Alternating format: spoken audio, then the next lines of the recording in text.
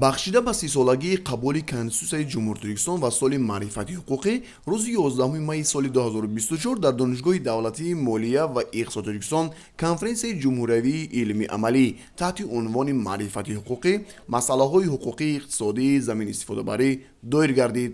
нахуст ректори донишгоҳ ҳакимбек абдуалимзода конференсро кушода иброз дошт ки воқеан ҷумҳурии Тоҷикистон пас аз ба даст овардани истиқлоли давлатӣ ба марҳилаи нави инкишофи таърихӣ бунёди давлати соҳибихтиёр, демократӣ, ҳуқуқбунёд, дунявии ягона ва иҷтимоӣ ворид гардид. рушди устувори сиёсиву иқтисодӣ ва иҷтимоиву фарҳангии ҷомеа аз самаранокии сиёсати ҳуқуқии ҷумҳурӣ вобастагӣ дорад. ҳакимбек абдуалимзода қайд намуданд ки боиси хушнудист ки соли 2024 бо ташаббуси бевоситаи пешвои миллат муҳтарам Эмомалӣ Раҳмон соли маърифати ҳуқуқӣ эълон гардида, дар ин самт нақшаи чорабиниҳои ҷумҳуриявӣ тасдиқ карда шудааст. дар донишгоҳи давлатии молия ва иқтисоди Тоҷикистон низ нақшаи чорабиниҳои умумии донишгоҳӣ тасдиқ гардида, яке аз бандҳои онро ташкилу баргузории чорабиниҳои илмӣ аз қабили конференсияу семинар ва мизҳои мудаввар ташкил медиҳад.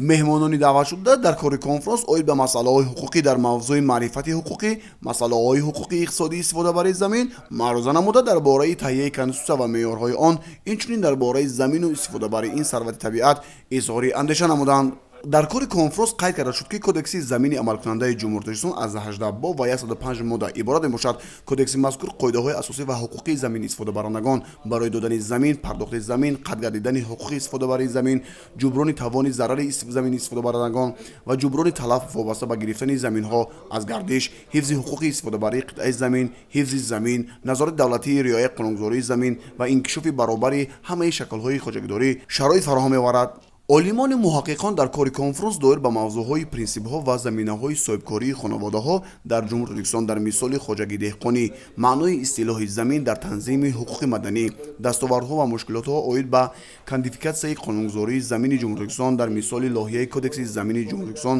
дар таҳрири нав, ӯҳдадорӣ дар натиҷаи расонидани зарар ба замин, проблемаҳои миллӣ ва минтақавии иқтисодӣ ва ҳуқуқи истифодабарии замин дар ҷумҳурии Тоҷикистон, ҳифзи ҳуқуқи замини истифодабаронагон, масъалаҳои қонунгузорӣ ва амалӣ, масъалаҳои баҳсноки лоиҳаи кодекси замини ҷумҳурии Тоҷикистон, зарурати оқилона истифодабарии заминҳои таъиноти кишоварзӣ дар шароити номоянии иқтисодӣ баромадҳои муфид намуданд. дар конференсия бо иштироки олимони муҳаққиқони соҳа, кормандон ва мутахассисони мақомоти ҳокимияти давлатӣ, ҳифзи ҳуқуқ, суд, прокуратура ва унвонҷону аспирантурон зиёда аз 36 мақола ва маъруза доир ба муҳимтарин масъалаҳои қонунгузории замин шунида шуд.